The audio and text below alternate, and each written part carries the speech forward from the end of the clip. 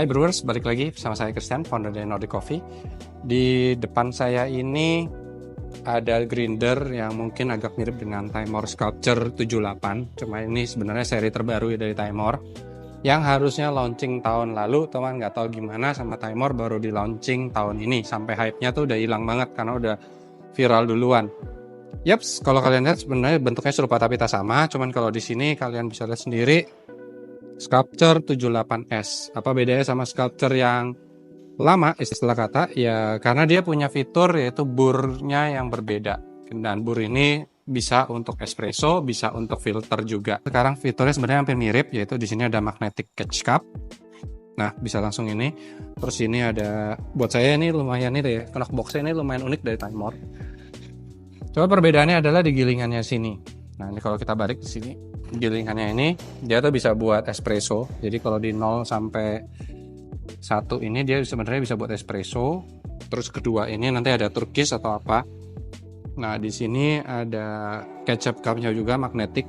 Cuman menurut saya ini hoppernya masih terlalu pendek. Jadi mungkin buat single dose grinder. Dan di baliknya sendiri ini kalian bisa nemuin juga di sini tuh ada speed untuk adjustment. Dan ada extra warning dari Timor. Jadi kalau kalian bijinya light terus, jangan setting untuk speed di bawah 1000 karena katanya bisa mampet, dan itu kayaknya problem yang dialami sama Timor 78S sampai akhirnya nggak di launching sampai sekarang.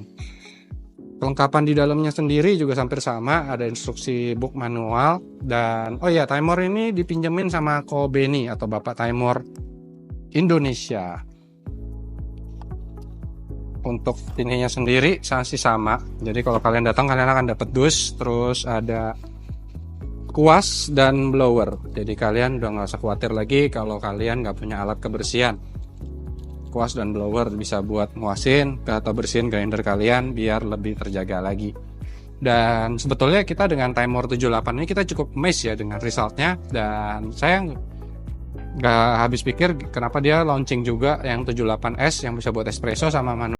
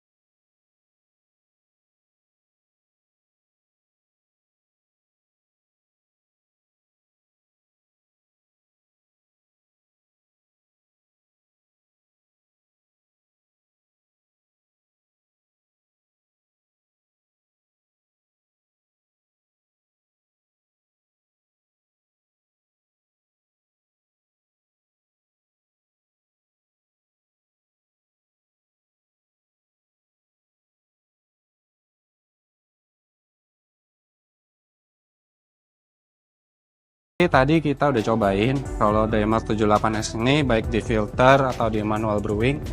Kalau dari filter sendiri kita bilang mungkin dibilang enak-enak banget juga enggak, dibilang sampai nggak enak banget juga enggak. Jadi dia kayak di tengah-tengah. Jadi mungkin kalau analoginya itu mungkin kalau seperti Easy Presso, ini mungkin lebih ke arah Chemex ya, yang memang difungsiin untuk espresso grinder, tapi bisa juga buat filter juga. Sementara kalau filternya saya jauh lebih memilih mungkin di 78. Tapi kalau buat espresso ini hasilnya wow banget. Jadi kayak kita dapat bright acid kayak buah-buahan seperti fresh fruit. Terus saya dapat juga bodinya yang round. Terus di susu juga enak, kremanya tebel.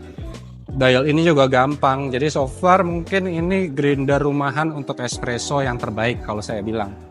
Jadi kalau kalian mungkin punya Rockpresso, kalian punya Flair, atau kalian punya yang lain-lain, ini pasti akan lebih asik banget.